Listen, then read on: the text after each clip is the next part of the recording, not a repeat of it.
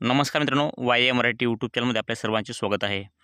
तर मित्रांनो, ज्या बांधकाम कामगारांनी स्कॉलरशिपसाठी अर्ज केलेले होते, अशा कामगारांसाठी जी आहे ती खुशखबरी आहे. त्यांच्यासाठी हा आनंदाची बातमी आहे. कारण का, ज्या बांधकाम कामगारांनी या ठिकाणी शिष्यवृत्तीचे अर्ज केले आणि त्यांचे अर्ज पेंडिंगमध्ये होते, त्यांचे अर्ज मंजूर झालेले नव्हते, अशा बांधकाम कामगाराचे या ठिकाणी अर्ज जे आहे ते मंजूर व्हायला सुरू झालेले आहे आणि त्यांचे शिष्यवृत्तीचे पैसे जे आहेत त्यांच्या बँक अकाउंटमध्ये जमा व्हायला सुरुवात झालेली आहे. या ठिकाणी कामगार मंत्री आकाश फुंडकर यांनी या ठिकाणी सांगितले आहे की लवकरात लवकर जे आहेत हे अर्ज मंजूर होणार आहेत. ज्यांचे काय राहिलेले आहेत त्यांचे आणि ज्यांचे अर्ज मंजूर झालेत त्यांचे पैसे जे आहेत त्यांच्या बँक अकाउंटमध्ये ट्रान्सफर लवकरात लवकर केले जाणार आहेत.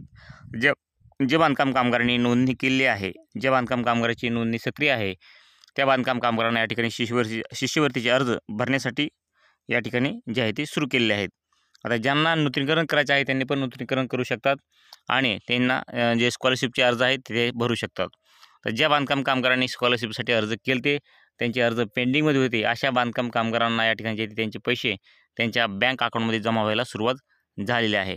त्याची लिस्ट कशी बघायची, कोणकोणत्या बांधकाम कामगाराच्या अकाउंटवरती पैसे आलेले आहेत त्याची लिस्ट कशी बघायची आणि कोणकोणत्या बांधकाम कामगाराचे पैसे आलेले नाही अद्यापही ती लिस्ट कशी बघायची हे संपूर्ण तुम्हाला आजच्या व्हिडिओमध्ये तुम्हाला सांगणार आहे. तर व्हिडिओ संपूर्ण बघा, चॅनलला सबस्क्राईब करा, म्हणजे इथून पुढे पण बांधकाम कामगाराचे नवनवीन व्हिडिओ तुम्हाला पाहायला मिळणार आहेत. तर या ठिकाणी तुम्हाला महाराष्ट्र इमारत व इतर बांधकाम कामगार कल्याणकारी मंडळावरती जे वेबसाईटवरती यायचं आहे आणि या ठिकाणी आल्यानंतर तुम्हाला या ठिकाणी 3 रेषेवरती क्लिक करायचं आहे. 3 रेषेवरती क्लिक केलं तर आपल्याला या ठिकाणी खाली यायचं आहे. तर या ठिकाणी जे स्कॉलरशिपच्या योजना आहेत त्या स्कॉलरशिपच्या योजना या ठिकाणी तुम्हाला सांगू इच्छितो की या ठिकाणी जे आहे ते स्कॉलरशिपच्या भरपूर योजना आहेत. इयत्ता पहिलीपासून 1ली ते 7वीसाठी 2,500 ते डायरेक्ट तुम्हाला जे आहे ते या ठिकाणी तुम्ही पाहू शकतात. जे वैद्यकीय पदवीकरिता प्रतिवर्ष रुपये 1,00,000 रुपये या ठिकाणी तुम्ही पाहू शकतात. इथपर्यंत जे आहे ते स्कॉलरशिपचे पैसे भेटत असतात. तर या ठिकाणी तुम्हाला तुमचे जे तुम्ही कुठलीही योजनेची या ठिकाणी जी स्कॉलरशिप असेल, या ठिकाणी 11वी 12वी असेल किंवा 10वी 12वी असेल किंवा 1ली 7वी किंवा 8वी ते 10वी यापैकी कुठलेही तुम्ही स्कॉलरशिपसाठी अर्ज केला असेल, ते जे पैसे आहेत त्या ठिकाणी बँकेमध्ये जमा व्हायला सुरुवात झालेली आहे. त्याचे याद्या पण या ठिकाणी प्रसिद्ध झालेल्या आहेत. या ठिकाणी तुम्हाला त्याची यादी दाखवली, तुम्ही यादी तुमचं नाव चेक करू शकतात. अन्यथा तुम्हाला जर पैसे भेटले नसतील तर लवकरच या ठिकाणी पैसे तुमच्या बँक अकाउंटमध्ये जमा होणार आहेत. लवकरात लवकर हे अर्ज जे आहे ते मंजूर व्हायला सुरुवात होणार आहे. तर या ठिकाणी ती यादी जर तुम्हाला बघायची असेल तर आपल्याला ह्या 3 रेषेवरती क्लिक करायचं आहे आणि या ठिकाणी आल्यानंतर जे आहे ते आपल्याला जे लाभ भेटलेले आहेत अशा यादीवरती क्लिक करायचं आहे. हे लाभ जे आहेत ते 1 मार्च 2025 पर्यंतचे आहेत मित्रांनो.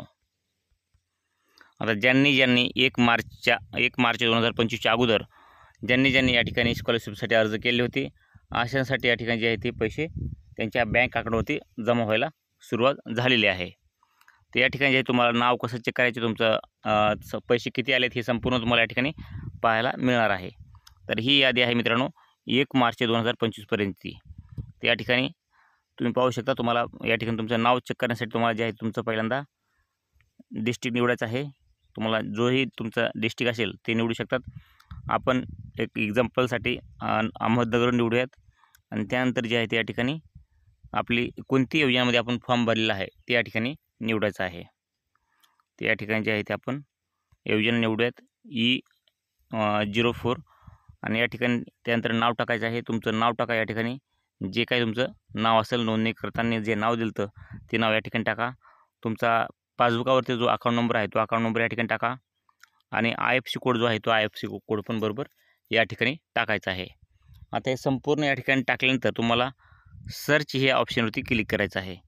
सर्च या ऑप्शनवरती क्लिक केल्यानंतर तुमच्यासमोर जे आहे ते खाली नावं ह्या ठिकाणी येणार आहेत. तर या ठिकाणी तुमचं नाव येईल, तुम्ही खाली चेक करू शकतात. बऱ्याच जणांची या ठिकाणी नावं पण अशी आलेली आहेत आणि तुम्ही जर असं चेक करत नसताल तर तुम्ही या ठिकाणी जे आहे ते असं डायरेक्ट पण नाव या ठिकाणी तुम्ही पाहू शकता, तुमच्या जिल्ह्यातील नाव. आता या ठिकाणी नगरमधले भरपूर नावं दाखवत आहे. तुम्ही तुमचा जिल्हा निवडायचा आहे, तुमचा योजनेचं नाव निवडायचं आहे, जिल्हा योजनेचं नाव, त्यानंतर तुमचं नाव, अकाउंट नंबर, IFSC कोड आणि सर्च करायचं आहे. डायरेक्ट तुमचं नाव या ठिकाणी दाखवलं जाणार आहे. आता ज्या बांधकाम कामगाराचे या ठिकाणी जे पैसे आलेले नाहीत अशा बांधकाम कामगाराची यादी कशी बघायची हे तुम्हाला थोडक्यात सांगण्याचा प्रयत्न करतो. तर या ठिकाणी जे आहे ते ज्या बांधकाम कामगारांना पैसे आले नाहीत त्या बांधकाम कामगाराची यादी कशी बघायची ते पण तुम्हाला थोडक्यात सांगण्याचा प्रयत्न करतो. तर या ठिकाणी चुकीच्या बँक अकाउंटमुळं त्यांचे पैसे जे आलेले नसतात त्या अशा बांधकाम कामगाराची या ठिकाणी यादी आलेली आहे. ही यादी पण तुम्ही पाहू शकतात. या ठिकाणी काय दिलेलं आहे की चुकीच्या बँक तपशिलामुळे ज्यांचे पैसे बँकेत जमा झाले नाहीत अशा लाभार्थीची यादी या ठिकाणी 1 मार्च 2025 पर्यंतची आलेली आहे. चुकीच्या बँक तपशिलामुळे ज्या बांधकाम कामगाराचा चुकीचा बँक तपशील आहे अशांचे या ठिकाणी पैसे जमा झालेले नाहीत या ठिकाणी दिलेले आहे. अशांची यादी पण या ठिकाणी दिलेली आहे. तर तुमचं पण या यादीमध्ये नाव आहे का तुम्ही या ठिकाणी चेक करू शकता. त्याच प्रकारे तुम्हाला निवडायचं आहे. तुमचा डिस्ट्रिक्ट निवडायचा आहे. तुमचं जे आहे त्या ठिकाणी योजना निवडायची आहे.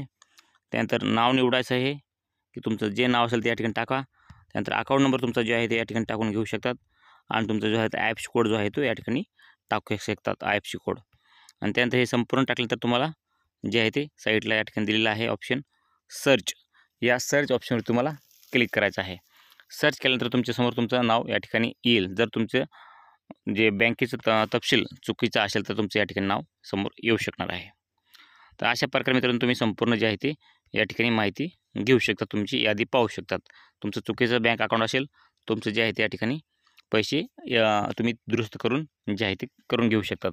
परंतु अशा प्रकारे तुम्ही पाहू शकता की तुमचं चुकीचं बँक अकाउंट दिलेलं आहे का.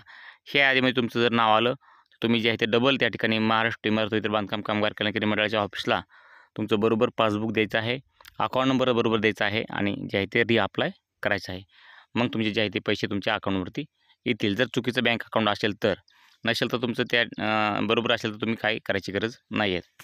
तर अशा प्रकारे मित्रांनो तुम्ही तुमचे पैसे जमा झालेत की नाही बघू शकतात. आणि कुठलं चुकीचं काय असेल तर या ठिकाणी त्या प्रकारे बघू शकतात. कारण की चुकीच्या बँक अकाउंटमुळे पण या ठिकाणी बऱ्याच जणांचे पैसे आलेले नाहीत. आता चुकीच्या बँक अकाउंटमुळं किती जणांचे पैसे आलेले नाहीत तुम्ही या ठिकाणी आकडा पण पाहू शकतात. या ठिकाणी बघा 35,850 जणांचे या ठिकाणी पैसे आले नाहीत. निश्चित कोणत्या चुकीच्या बँक तपशिलामुळे. आणि किती जणांचे या ठिकाणी पैसे आले त्याचा पण आकडा या ठिकाणी दिलेला आहे. ज्या बांधकाम कामगारचे पैसे आलेले आहेत त्यांचे पण या ठिकाणी आकडा जो आहे तो या ठिकाणी दिलेला आहे. आता भरपूर योजना आहेत. या योजनेमध्ये या ठिकाणी पाहू शकतात. हे आकडा तुम्ही या ठिकाणी क्लिअरली पाहू शकतात. इतक्या जणांची या ठिकाणी विविध योजनेचं लाभ वितरण 1 मार्च 2025 पर्यंत इतक्या जणांना या ठिकाणी पैसे त्यांच्या अकाउंटवरती आलेले आहेत. तर मित्रांनो या ठिकाणी अशा प्रकारे तुम्ही तुमची यादी पाहू शकतात. आणि तुमचं नाव आलं असेल तर या ठिकाणी तुम्हाला पैसे भेटून जातील. जर भेटले असतील तर या ठिकाणी तुमचं नाव येईल. आणि तुम्हाला जर चुकीचं बँक अकाउंट असेल तर तुम्ही दुरुस्त करून घेऊन तुम्ही डबल रिप्लाय करू शकतात. म्हणजे तुम्हाला तुमचे पैसे भेटून जातील. तर मित्रांनो नक्कीच ही माहिती तुम्हाला थोडी पण आवडली असेल तर व्हिडिओला लाईक करा, चॅनलला सबस्क्राईब करा. तुमच्या मनामध्ये काही प्रश्न शंका असेल तर आम्हाला कमेंट करून सांगायला विसरू नका. आणि भेटूयात अशाच नवीन व्हिडिओमध्ये. तोपर्यंत जय हिंद, जय महाराष्ट्र.